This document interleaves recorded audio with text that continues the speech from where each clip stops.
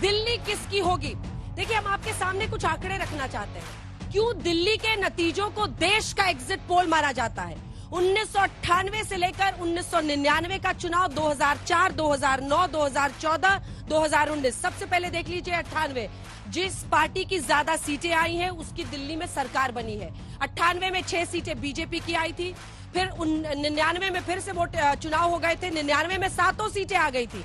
लेकिन उसके बाद 2004, 2009 जब यूपीए की सरकार बनी तो बाजी पूरी तरह से पलट गई। कांग्रेस पार्टी की 6 सीटें आई थी 2004 में और बीजेपी की सिर्फ 1 सीट रह गई थी। पहुंचिए 2009 में, जब 7 की 7 सीटों पर कांग्रेस पार्टी का कब्जा था दिल्ली में, उनकी जीत हुई थी, बीजेपी का सफाया हो गया था।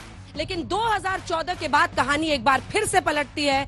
नरेंद्र मोदी की देश में सरकार बनती है और 7 सीटों पर बीजेपी जीत हासिल करती है। लेकिन आज के दिन में अगर आप देखिए, अब काउंटडाउन दिल्ली का शुरू हो चुका है।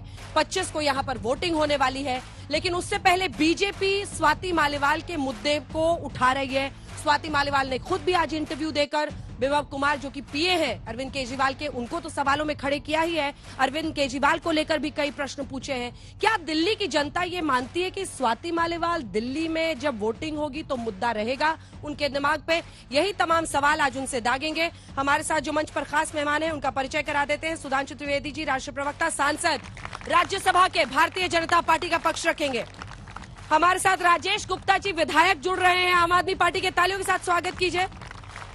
अनिल भारद्वाज जी, प्रवक्ता है कांग्रेस पार्टी के, चेयरमैन है मीडिया कम्युनिकेशंस डिपार्टमेंट डीपीसीसी। तालियों के साथ उनका भी स्वागत कीजिए। और प्रोफेसर संजय कुमार, जो कि लोक नीति सीएसडीएस के सिफोलॉजिस्ट है, को डायरेक्टर है, वो हमारे साथ जुड़ रहे हैं। क्योंकि अब हर कोई यही जानना चाहता है संजय जी कि नंबर्स किसकी तरफ ज्यादा बढ़ते हुए दिखाई दे रहे हैं। लेकिन इससे पहले कि हम चर्चा की शुरुआत करें, आइए जल्दी से आपको अपनी ये रिपोर्ट दिखा देते हैं। दिल्ली क्या कह रही है? मुझे बहुत बुरी तरीके से पीटा गया, मैं चीख रही थी, चिल्ला रही थी। स्वाति मालीवाल को लेकर दिल्ली की सियासत पहले से ही सुलग रही थी कि चुनाव प्रचार के आखिरी दिन वो पिटाई कांड के बाद पहली बार मीडिया के सामने आ गई। स्वाति मालीवाल ने 13 मई की सीएम हाउस की पूरी आपबीती बताई, विभव कुमार पर सीधा आरोप लगाया और अरविंद केजरीवाल को भी कटघरे में खड़ा किया। मैं ड्राइंग रूम में थी, अरविंद जी घर पे थे और मुझे बहुत बुरी तरीके से पीटा गया। मैं चीख रही थी, चिल्ला रही थी, पर कोई आया नहीं। ये भी फैक्ट है कि आज तक इतना सब कुछ हो जाने के बावजूद मेरे पास अरविंद जी का कोई कॉल नहीं आया और वो मुझसे अभी तक नहीं मिले। स्वाति मालीवाल ने आरोप लगाया कि अरविंद केजरीवाल विभव कुमार को बचा रहे हैं। इस पूरे प्रकरण में अरविंद जी उस आरोपी को पूरी तरीके से बचाते हुए दिख रहे हैं। वो उसको लेके लखनऊ घूम रहे हैं, वो उसके लिए प्रोटेस्ट पे सड़क पे उतरे। इतना तो उन्होंने मनीष जी जब अरेस्ट हुए थे उनके लिए भी नहीं करा। तो ये जो चल रहा है और पूरी तरीके से पूरी पार्टी में हर इंसान को इंस्ट्रक्शंस दिए गए हैं कि मेरा कैरेक्टर असैसिनेट करो। मैं चीख रही थी, चिल्ला रही थी। 13 मई के बाद स्वाति मालीवाल दिल्ली के लिए सियासी सब्जेक्ट बन गई हैं और उनकी पिटाई का मामला चुनावी मुद्दा। बीजेपी ने चुनाव प्रचार के आखिरी दिन भी आम आदमी पार्टी और केजरीवाल को घेरा। स्वाति मालीवाल को क्यों मारा गया केजरीवाल जी की उपस्थिति में? केजरीवाल जी क्यों स्वाति मालीवाल की असॉल्ट के संदर्भ में अब तक स्पष्ट रूप से बोले नहीं? केजरीवाल जी के सानिध्य में क्यों एक राज्यसभा सांसद पर असॉल्ट हुआ? इत्यादि इन प्रश्नों का उत्तर अभी तक जनता को नहीं मिला है। नरेंद्र मोदी जी अरविंद केजरीवाल के प्रति अपनी राजनीतिक दुर्भावना, बदले की भावना में इस तरह नीचे आ चुके हैं कि पहले उन्होंने केजरीवाल सरकार के मंत्रियों को गिरफ्तार किया, जेल में डाला, फिर अरविंद केजरीवाल जी को पकड़ के जेल में डाला। दिल्ली की लड़ाई 7 सीटों की। पिछले 2 चुनाव में बीजेपी ने 100% स्कोर किया है, यानी 7 की 7 सीटों पर जीत। इस बार आम आदमी पार्टी और कांग्रेस मिलकर चुनाव लड़ रही है और फिर भी चुनौतियां काफी बड़ी हैं। उन चुनौतियों को पार पाने के लिए केजरीवाल अक्सर इमोशनल दाव खेल रहे हैं और चुनाव प्रचार के आखिरी दिन भी खेला अपने बुजुर्ग माता पिता को प्रताड़ित करने का आरोप लगाया। लेकिन आज तो आपने सारी हदें, सारी सीमाएं पार कर दी। आपने मुझे तोड़ने के लिए मेरे बूढ़े और बीमार माँ बाप को निशाना बनाया। क्या आपको लगता है मेरे माता पिता गुनहगार हैं? अपनी पुलिस से उनकी पूछताछ क्यों करवा रहे हैं? मेरे बूढ़े और बीमार माता पिता को क्यों प्रताड़ित कर रहे हैं? आपकी लड़ाई मुझसे है। मेरे माता पिता को प्रताड़ित करना बंद कर दीजिए। बहनों भाइयों, जिसने अपने गुरु अन्ना हजारे को धोखा दिया है, वह दिल्ली की जनता का कैसे विश्वास हासिल कर सकता है? जो माता बहनों और बेटियों की रक्षा जो सरकार नहीं कर सकती है, उस सरकार को सत्ता में बने रहने का कोई नैतिक अधिकार नहीं है।